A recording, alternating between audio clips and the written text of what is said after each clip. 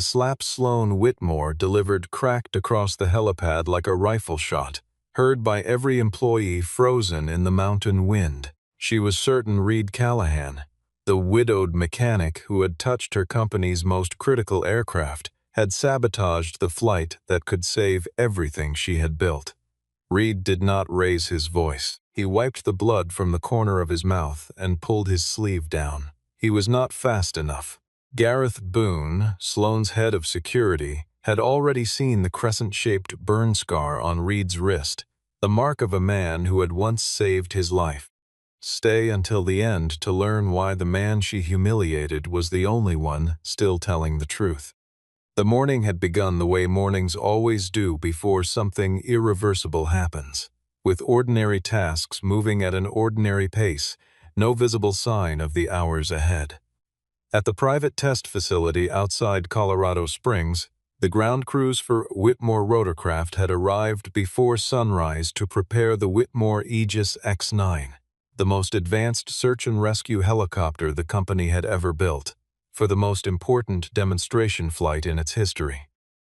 Sloan Whitmore was scheduled to pilot the aircraft herself to Denver, where a consortium of regional hospitals was waiting to sign a 40-unit supply contract, a deal large enough to pull the company clear of the acquisition threat that had been circling it for the better part of 2 years. Every senior manager on the property knew what the contract meant, and the pressure of that knowledge had seeped into every corner of the facility by the time the sun cleared the eastern ridge. Jonah Kessler, the company's chief test pilot, had not slept. He was 58 years old, with 3 decades of rotary wing experience stamped into the lines of his face, and something he had heard during the previous night's pre-flight check had not let him rest. It was a faint metallic resonance from the tail rotor control assembly, not loud enough to trigger any onboard diagnostic, not sharp enough to be called a knock, but present in a way that his body recognized as wrong, the way a hand recognizes heat before the mind has time to name it. Jonah had filed nothing officially because he had nothing official to file. What he had was a phone number belonging to Reed Callahan, a name that still meant something to the people who cared about what a helicopter actually did in the air. Reed arrived at 6:40 in the morning in a battered gray pickup, wearing work pants and a canvas jacket that had seen better decades, and the 2 guards at the maintenance gate almost turned him away before Jonah appeared and vouched for him. He was 42, average in height, with the kind of stillness about him that people sometimes mistook for indifference, a quality that actually came from the opposite of indifference, from a habit of observing carefully before speaking at all. He carried a handheld inspection kit and a flashlight, and he moved through the facility the way someone moves through a room they have been in before, without hurry, without asking where things were, with eyes that went straight to the structure of things rather than their surfaces. What Reed found on the tail rotor pitch control linkage took him less than 12 minutes to confirm. The bolt he pulled for inspection bore a laser-etched manufacturing code that did not correspond to any entry in the aircraft's maintenance log, a discrepancy that, to most people, might have meant a simple record-keeping error, but to Reed meant the component had not come from a certified aerospace supplier. The metal's surface color was off by a shade that only someone who had held thousands of certified fasteners in their hands would catch, and the wear pattern across the threading was inconsistent with the aircraft's actual flight hours. He tagged the aircraft red, the universal ground stop notation, and disconnected the starter relay according to the emergency safety protocol he had been trained to follow so many years ago that it had become reflex. Blaine Carrington arrived on the helipad at 7:15. He was the company's chief operating officer, 54 years old, polished in the way of men who have learned that a calm voice and an expensive suit project authority, even when the underlying argument is weak, and he surveyed the situation with an expression of measured disappointment that he had clearly practiced. He declared that Reed had no jurisdiction to ground a Whitmore aircraft, that the maintenance records had been certified the previous evening, and that an unauthorized individual had just placed his hands on a machine worth several tens of millions of dollars. He made a phone call, and then he sent a message, and within 4 minutes the tone of the conversation on the helipad had shifted from concern to accusation. Sloan was in the executive building when she received the alert from Carrington, and she had already been carrying the weight of a call from the company's primary lender. A call in which the phrase breach of credit facility had been used twice in 3 minutes. She crossed the tarmac with the stride of someone who has made up her mind before reaching her destination, which is among the most dangerous ways a person in authority can move.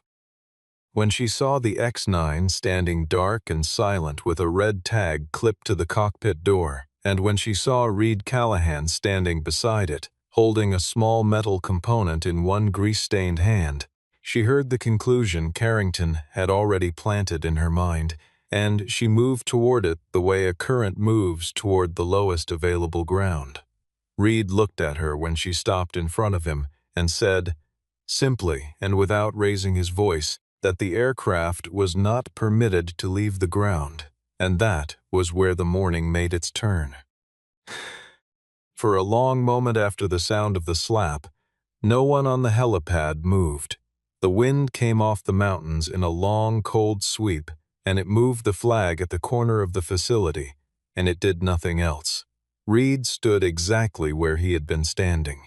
He did not step back.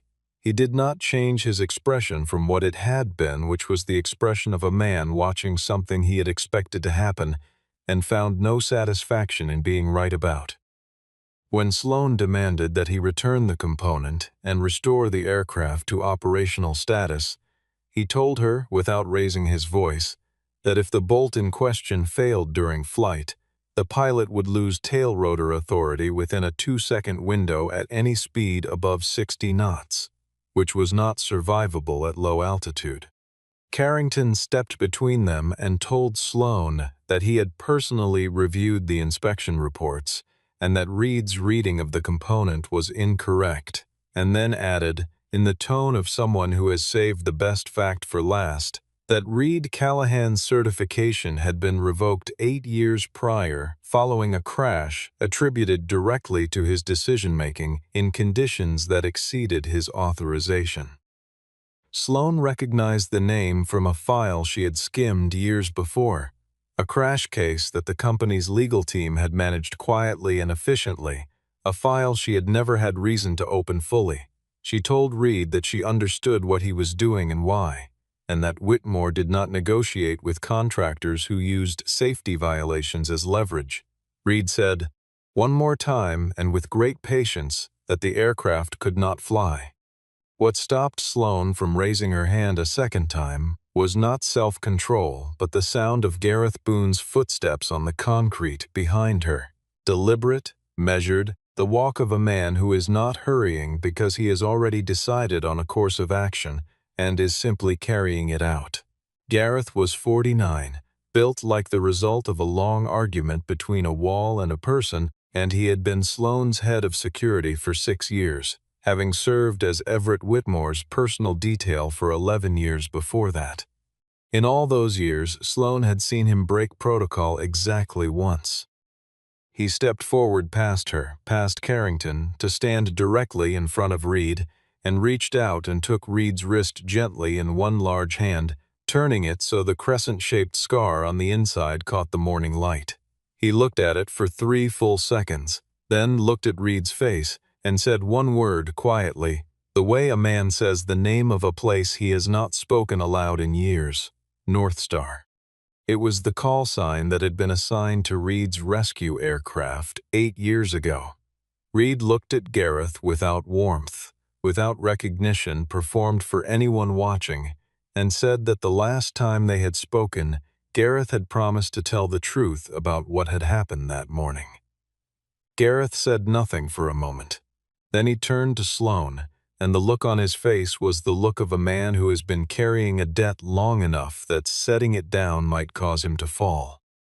He told her, steadily and without softening it, that the man she had just struck in front of the entire facility was the man who had pulled her father and Gareth himself out of a burning helicopter with nothing between his hands and the hot metal but a sleeve of work denim. Sloane's first reaction was to look at Carrington, and Carrington said, evenly, that Gareth might be confusing Reed with one of the official rescue team members who had arrived on scene.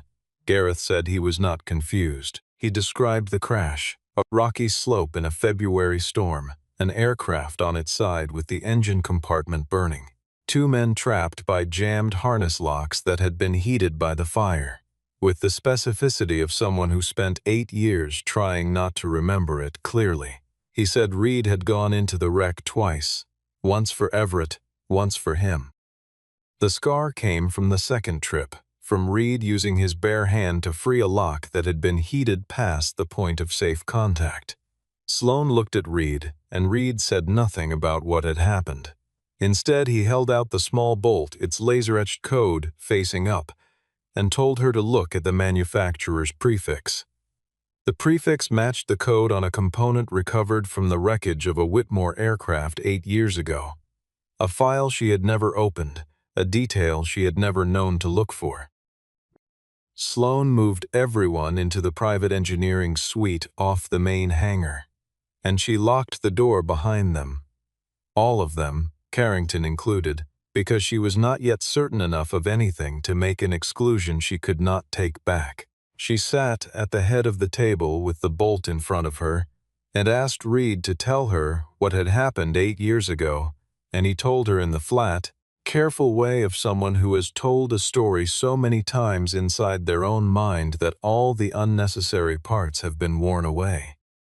He had been under contract to a civilian search and rescue consortium as both pilot and flight engineer, working primarily in mountain weather operations in Colorado and Wyoming, and on a Wednesday evening in February 8 years prior, he had been dispatched to retrieve 2 passengers from an aircraft that had been forced to land on a mountain pass south of Steamboat Springs. Those passengers were Everett Whitmore and Gareth Boone, whose original flight had been diverted due to instrument failure, placing them in a narrow valley as conditions deteriorated. The charter pilot had set the aircraft down on a slope before losing rotor control entirely, and when Reed arrived, the machine was on its side, burning from the forward engine compartment, with both men unable to free themselves from their harness systems. What happened in the 37 minutes that followed was not in dispute among the 3 people who had been there. What was disputed, what had been officially disputed, in writing, with signatures and legal headings, was the question of why the original aircraft had failed. Reed's post-incident inspection had turned up a pitch control bolt with deficient metallurgical composition, a component substituted at some point in the supply chain for a part that looked identical but did not meet aerospace certification requirements. He had photographed it, logged it, and submitted his findings to the investigation panel. Before the panel's final report was issued, that evidence had been removed from the file, and the report that was ultimately published stated that the crash had resulted from the charter pilot accepting a flight assignment in conditions exceeding authorized weather limits, with a supplementary finding attaching Reed's name to a procedural citation sufficient to trigger a certification review. Gareth told the rest of it quietly, and without looking at Carrington. He said that Everett Whitmore had come to him 2 weeks after the crash with a non-disclosure agreement, and had asked him to sign it on the grounds that the company needed time to complete its internal review before information reached the press. Gareth had signed because he trusted Everett and believed the silence was temporary. He did not know until years later that his original statement to the investigation panel, the one that described the component failure, the one that named what he had seen Reed pull from the wreckage, had been removed from the official file before it was archived. Sloane sat very still through all of it. When Reed finished, She asked why he had never pursued legal action, and he told her that at the time of the crash, his wife had been in the second year of treatment for an illness that would take another 14 months to kill her. He had not had the resources, financial, emotional, or temporal, to sustain a legal campaign against a company with the infrastructure of Whitmore Rotorcraft. And by the time his wife died and his daughter was old enough that he had room to breathe again, the statute of limitations had closed certain avenues and his appetite for the fight had been replaced by something simpler. The ability to take contract work, keep Tessa in school, and sleep without dreaming about slopes on fire. Sloan proposed having the component analyzed in the company's internal laboratory, and Reed declined without pause, saying that the last time physical evidence from a Whitmore aircraft had entered that laboratory, it had not come back out. They agreed on a compromise, a non-destructive materials stress analysis conducted jointly, with oversight from Jonah, Reed, and Evelyn Prescott, the board's chief legal counsel, who arrived within the hour with the focused, slightly alarmed expression of a person who has been called to a meeting whose agenda was described as urgent and confidential. The preliminary findings showed the component's tensile strength at roughly 30% below the minimum threshold for certified aerospace hardware. Evelyn ran the digital certification paperwork while the others reviewed the physical results, and she found that the digital signature on the compliance certificate, the certificate vouching for this component and every other component in that batch, belonged to a quality assurance engineer who had died of a stroke 3 years prior to the date stamped on the document. Sloan issued the flight suspension internally and told her communications team to attribute the delay to weather conditions, which were in fact marginal that morning, and gave the story a plausibility it did not entirely deserve. She needed whoever had installed the counterfeit components to believe, for as long as possible, that nothing had been found, because people who believe they are not being watched behave in ways that are useful to investigators. Carrington came to her office twice in the first hour after the grounding to argue that the demonstration could proceed with the second X9 prototype, and that every hour of delay was costing the company in reputational and financial terms that could not easily be recovered. She noticed that he mentioned the share price before he mentioned the safety of the crew. Reed and Jonah spent the rest of the morning doing what neither had been asked to do, but both understood needed doing. They spot-checked 3 additional helicopters in the certified ready fleet, pulling one pitch control component from each and running the same identification comparison against the maintenance logs. 2 of the 3 aircraft were clean. The third was not. The identical counterfeit code appeared on a bolt in the tail assembly of a machine that had been cleared for a demonstration flight the previous month and had already carried passengers, which moved the problem from the category of targeted sabotage to the category of systematic supply chain corruption, not a single act of malice, but an ongoing practice embedded in the company's procurement process, invisible in the paperwork because the paperwork had been designed to conceal it. Sloan and Reed went to the physical records archive together late in the afternoon, moving through the older filing systems from the years before the company had fully digitized its documentation. And the conversation between them was sharp in the way that conversations are sharp when 2 intelligent people have been forced by circumstances into a proximity that neither sought. She told him at one point that she felt he was using her father's failure to indict not just Whitmore Rotorcraft, but the entire concept of institutional accountability, that he was, beneath the technical language, simply angry. Reed considered the accusation for a moment and told her he was not angry, that he had used up that capacity in the 2 years following his suspension, and what remained was something more straightforward. He wanted the aircraft that flew over mountain terrain carrying injured people, and the crews trying to save them to be built correctly. It was at a moment when Reed stepped away to take a call that Sloane first saw him in a context outside the one she had assigned him. The call was from his daughter, Tessa, whose voice Reed's entire body responded to in a way it did not respond to anything else in that room.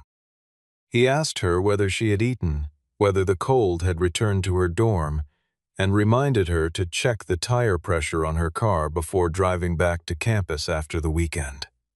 Ordinary instructions delivered with a focus and gentleness, entirely at odds with the man who had been standing his ground on the helipad that morning. Sloane watched without being seen watching, and revised something in her assessment.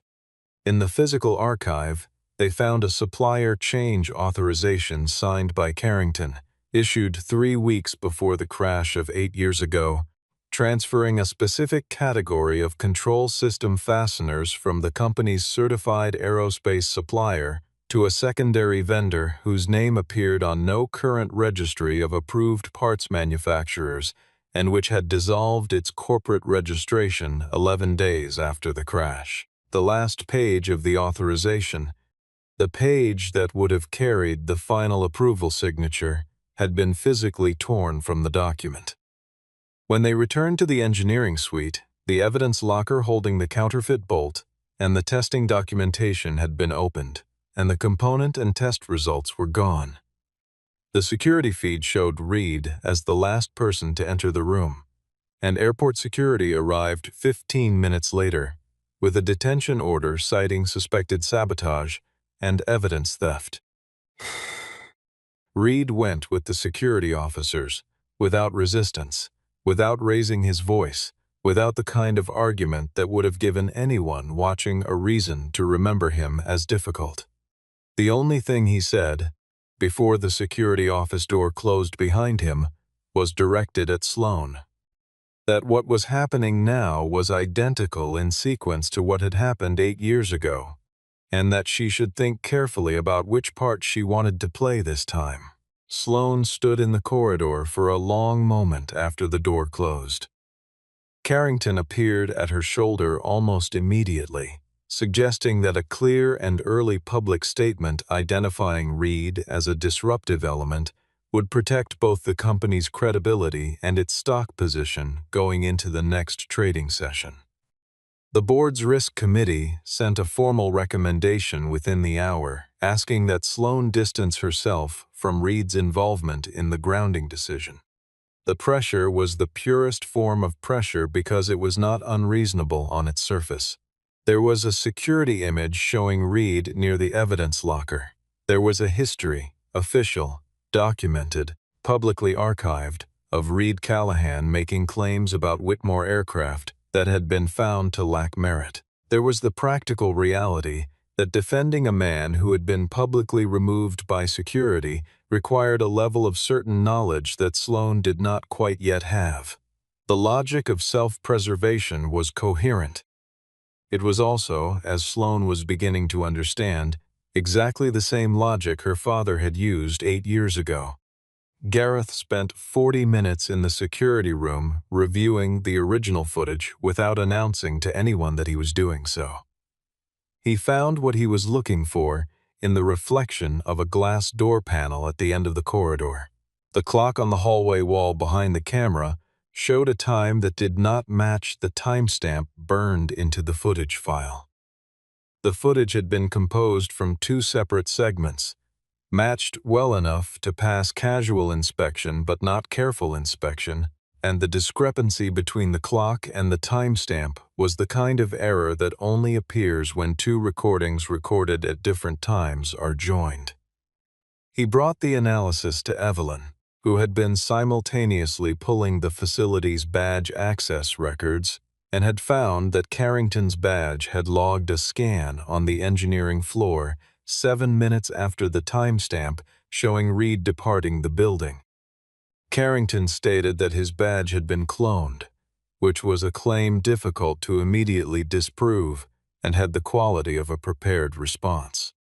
Sloane went to the security office herself and told the duty officer that Reed had been on the facility at the company's documented request that his access to the maintenance area was fully authorized by the acting chief test pilot, and that the basis for an intrusion charge therefore did not exist. Reed was released into the corridor, and Sloan stood in front of him and told him she was sorry for what she had done on the helipad. Not as the company's CEO managing a liability, but as the person who had struck him. Reed looked at her and said that the apology was accepted, but that the problem had never been the physical act. The problem was that she had used the authority of her position to convict him in front of 40 witnesses before allowing him to complete a single sentence. He did not say it unkindly. He said it as a person states a fact that will need to be true for any future interaction to have integrity. Sloan did not defend herself. She said he was correct, and that she intended to demonstrate the correction through her conduct rather than through further explanation. It was not a performance of contrition, but the specific tone of a person who has identified their own error with the same directness they would apply to an external problem, and Reed recognized it as such. He told her he was leaving the project. Gareth found him in the parking structure and stood in front of his truck and said, simply, that the two of them had had a conversation 8 years ago that Gareth had not fulfilled, and he could not fix what had already happened, but there were 26 counterfeit components currently distributed across a fleet of aircraft operated by people who did not know they were flying on fraudulent hardware, and those people included helicopter crews responding to medical emergencies across 4 states in the Mountain West. Reed accepted the argument, returned to the engineering suite, and gave Sloan 3 conditions. The entire flight line was to be suspended, and each aircraft individually inspected. The findings were to go directly to the Federal Aviation Administration without passing through any internal review, and no member of the board was to have editorial authority over the inspection report. Sloan agreed, knowing what it would cost her. When Reed ran the inventory numbers that evening, he found the scope was worse than they had known. At minimum, 26 faulty fasteners had been distributed across the active fleet, and one of them was installed in the X-9, scheduled for the board demonstration the following morning. Sloan's cancellation order for that demonstration had been entered into the scheduling system, but had never appeared in the dispatch queue, because someone with administrator-level access had deleted it.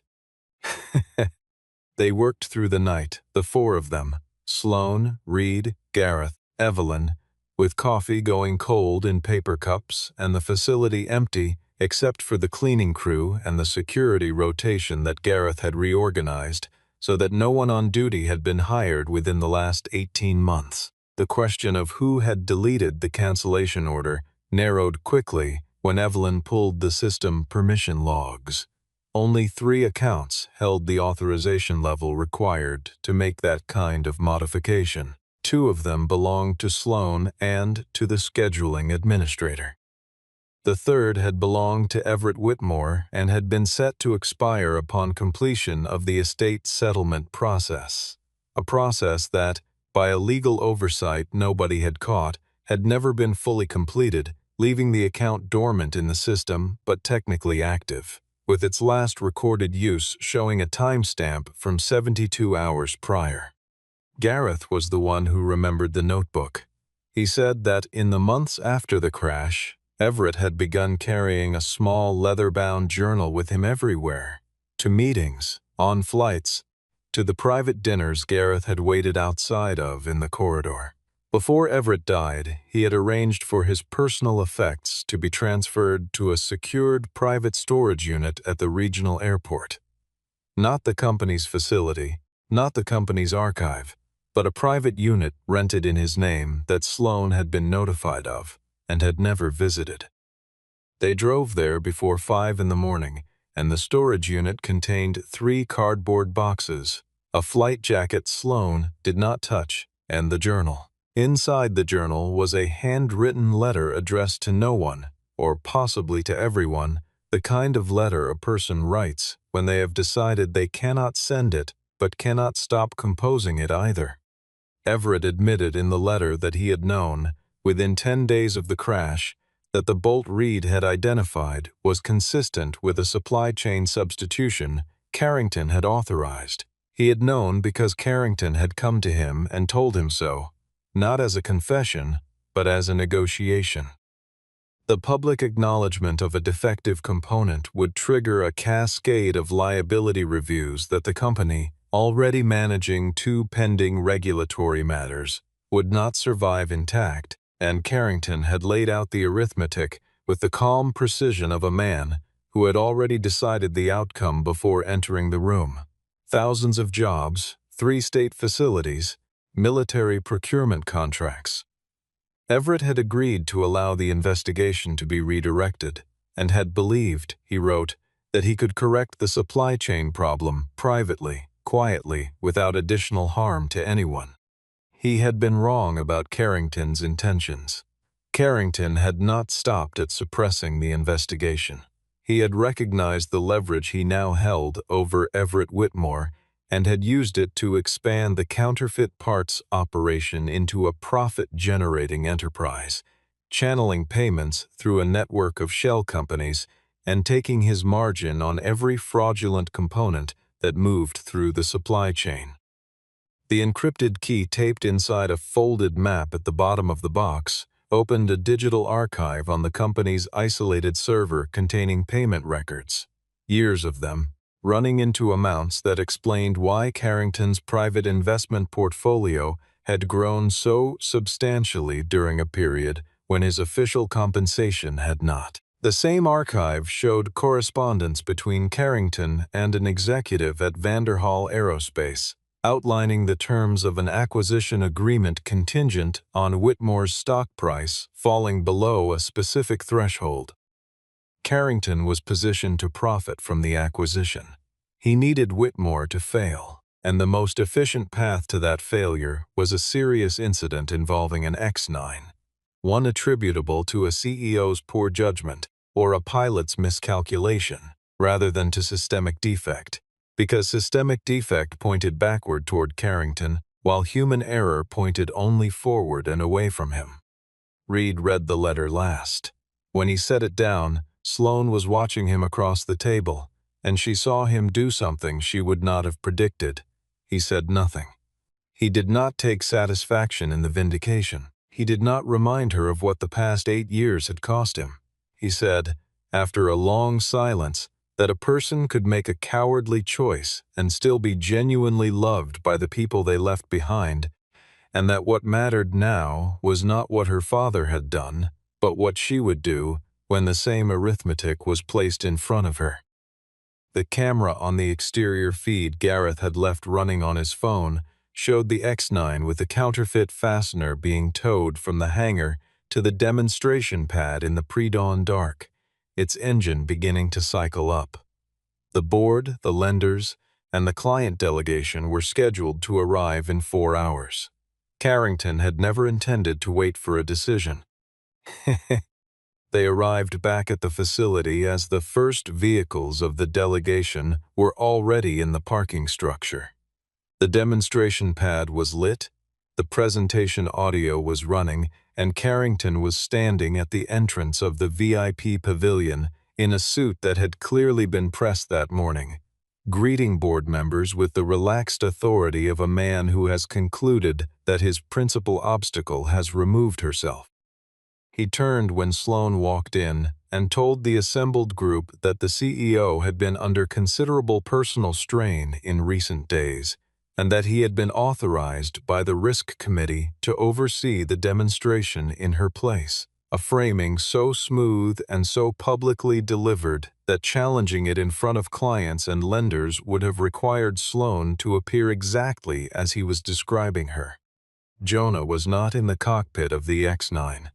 The pilot running through the pre-start checklist was a contract pilot named Marcus Welch, who had been called in at 6 that morning and told he was flying a showcase demonstration for a major client, who had been given a flight briefing and an aircraft file, neither of which mentioned a ground stop. Reed could not reach the aircraft directly. The tail rotor was already turning at idle, and the rotor wash over the demonstration pad created pressure conditions that made a direct approach on foot without authorization physically dangerous. He went to the maintenance frequency on the ground crew radio and found it locked. Switched to the backup channel Carrington had specified in the revised morning briefing notes, and found that locked as well. Sloan moved to the media platform at the edge of the pavilion and asked the facility technician quietly to cut the presentation audio. The technician looked at Carrington and then at Sloan and chose Sloan, a decision made in under 2 seconds based on what he had seen on the helipad the previous morning. The audio cut. The sudden silence over the demonstration pad was the first indication most of the delegation had that something outside the script was happening. Sloan stepped to the podium and said, in a voice that carried to the back row without requiring a microphone, that Whitmore Rotorcraft had identified non-certified components in a portion of its active fleet and was placing all demonstration and operational flights on immediate hold pending a comprehensive inspection and verification program. She said it was not a decision that was good for the company's short-term position, and she was making it anyway. The reaction was the reaction such announcements produce, the particular quality of collective attention that a room adopts when it realizes it is watching something that will be discussed later. Carrington stepped forward and told the board, loudly enough for the clients to hear, that the CEO had allowed a discredited former contractor to compromise her judgment, and that the claims being made had already been reviewed and found to be without technical foundation. Reed, standing at the edge of the pad, picked up the emergency wind light signal panel mounted to the ground crew station, a row of amber lanterns used to communicate landing vectors to approaching aircraft in poor visibility, and began flashing the ground abort sequence toward the cockpit. It was not a radio signal, but it was a sequence that Marcus Welch had been trained to recognize, and he recognized it.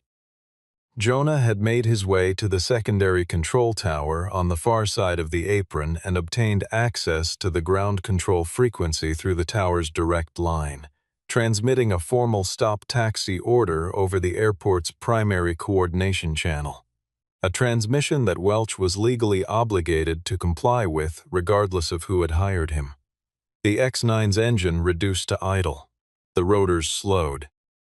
Welch stepped out of the cockpit, looked around the pad with the expression of a pilot who has just been told 3 different things by 3 different sources, and did the professionally correct thing by standing beside the aircraft and not moving it. Carrington turned toward the hangar where a transport helicopter was parked and had already instructed 2 staff members to begin loading the evidence containers, the flagged component logs, and the physical samples from the morning's testing into the cargo bay, with the stated purpose of transporting them to a private laboratory. Gareth noticed the transport helicopter's running lights come on without a logged departure plan in the scheduling system, and he did not have to consider for long what that meant. Reed did not sprint across the tarmac or attempt anything that would have given the attorneys a useful image later. He moved to the ground crew utility station at the base of the control tower access road and activated the taxiway safety lock sequence, a system installed for high-wind ground operations that engaged a series of retractable anchor pins in the concrete taxiway surfaces, preventing any aircraft from rolling across them without triggering a hard lock on the nose gear. It was a system he knew because he had helped write the specification for it 4 years prior, under a contract for a different facility, and the underlying engineering was standard enough that he did not need to check anything. The transport helicopter moved 2 meters before the nose gear locked, and the aircraft settled to a complete, undignified stop in the middle of the taxiway. Jonah directed a maintenance tug to park across the primary exit corridor, citing a fuel line inspection under the ground operations protocol a citation that required any departing aircraft to wait for written clearance from the safety officer, a role currently occupied by Reed, who had been formally reinstated to the facility's authorized personnel list by Sloan's authorization 18 minutes earlier. Carrington stepped off the transport helicopter with the expression of a man who is recalculating distances and finding them all shorter than he had believed. He addressed the board members who had followed the situation to the apron and told them that Sloan had lost her perspective, that Reed Callahan was a known bad actor with a personal grievance against the company, and that he had a signed investigation report from 8 years ago that proved it. Gareth stepped forward in front of the assembled board, the lenders, the delegation representatives, and the facility staff who had drifted toward the apron as the morning unfolded. He gave his statement fully, for the first time publicly, with the specificity and precision of a man who has been preparing to say something for 8 years. He described the crash, the fire, the 2 failed extractions before Reed succeeded, the harness lock, the scar, and the contents of the statement he had originally given to the investigation panel.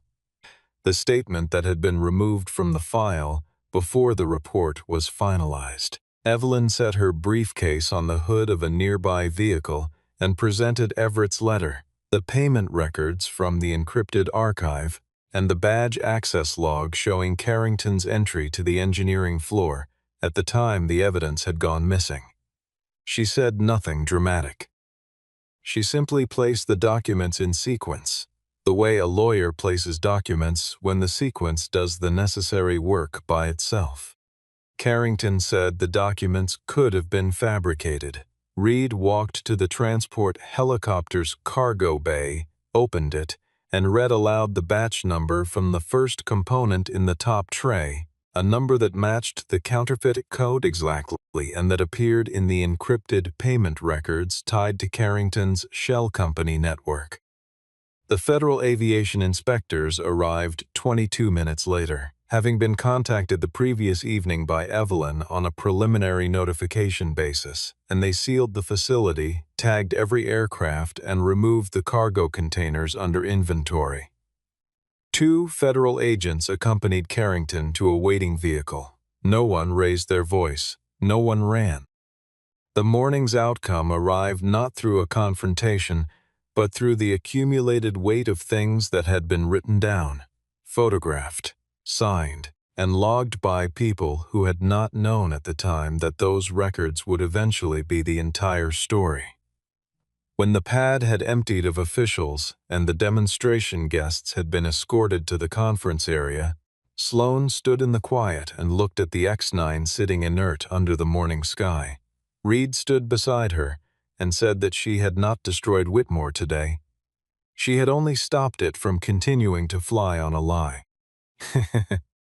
3 days after the events on the demonstration pad, Sloan held a press briefing in the main auditorium at Whitmore Rotorcraft and announced a voluntary recall of all Flightline helicopters for independent inspection, the suspension of the company's entire certified parts program pending a third-party supply chain audit, and the filing of a formal request with the appropriate aviation authorities to reopen the investigation report from 8 years prior. She did not position the announcement as damage control. She described it as a correction, not complete, not sufficient to undo what had been done, but a beginning from which something honest might be built. She spoke about her father without the practiced reverence she had always used in public. She said that Everett Whitmore had been a skilled engineer, a complicated man, and a person who had made at least one choice she could not defend and would not attempt to defend, and that the company bearing his name would not honor his memory by protecting the consequences of that choice. Before the full staff assembled in the facility's main floor, she turned directly to Reed and acknowledged what had been done to him, beginning 8 years ago and continuing through the previous 72 hours. She said she could not give back the years. She said she intended to give back what she could. Reed accepted the written apology and the credential restoration through the company's legal resources and declined the financial compensation, requesting instead that Whitmore establish an independent flight safety division, staffed by engineers with no reporting line to the CEO or the board, with unilateral authority to ground any aircraft in the fleet without requiring executive approval. The request revealed something to Sloan that the previous 3 days had been building toward. Reed was not interested in what Whitmore could give him. He was interested in what Whitmore could stop doing. She offered him the directorship of the division, and he said no initially, for the straightforward reason that he did not want his future tied once more to the name that had governed his past. What changed his mind was not the offer or the salary, but the engineers. The 12 of them who had stayed voluntarily through the weekend, running component checks on the grounded fleet without being asked, without overtime authorization, because they cared whether the aircraft they worked on were sound. He told Sloan he would accept on the condition that every finding from the division went to the regulators unedited and in full. She said yes without qualification. Gareth handed Reed a certified copy of the restored testimony the following morning, and whatever Reed felt in that moment he kept to himself, which was his way with the things that mattered most. 6 months after the demonstration pad had been sealed and reopened and reorganized under new protocols, Whitmore rotorcraft operated at roughly 2/3 of its previous capacity, leaner, audited, and free of 3 board members who had resigned in the weeks following Carrington's arrest. The contract with the hospital consortium had been canceled by mutual agreement and replaced 4 months later by a smaller deal signed after the company completed the most rigorous independent airworthiness review its category had seen in the previous decade. Reed's certification had been formally restored, and he kept his work hours consistent and reasonable, spent weekends answering Tessa's questions about flight mechanics with the patient detail of a man who finds teaching more satisfying than being taught, and drove the same battered pickup he had driven to the facility on the morning everything began. Sloan no longer managed the company exclusively from the executive floor. She had moved her working routine down to the engineering level 2 days a week, sitting with the teams who built and maintained the aircraft rather than receiving summaries of what those teams had decided, and it was a small change in geography that turned out to produce a large change in what she understood. On the morning of the Reformed Flight Division's first full test sequence, Sloan asked Reed whether he trusted the aircraft waiting on the pad. He ran his eyes across the instrument panel in the quiet way he ran his eyes across anything structural, and then he said he trusted the people who had been willing to say something was wrong before it became unfixable. Before they boarded, Sloan reached out and let her fingers rest briefly near the crescent-shaped scar on his wrist, and then she stopped and waited. Reed did not pull away.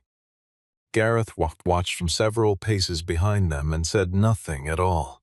The helicopter lifted into the early light without anything hidden beneath it, and this time no one on the ground had any reason to look away.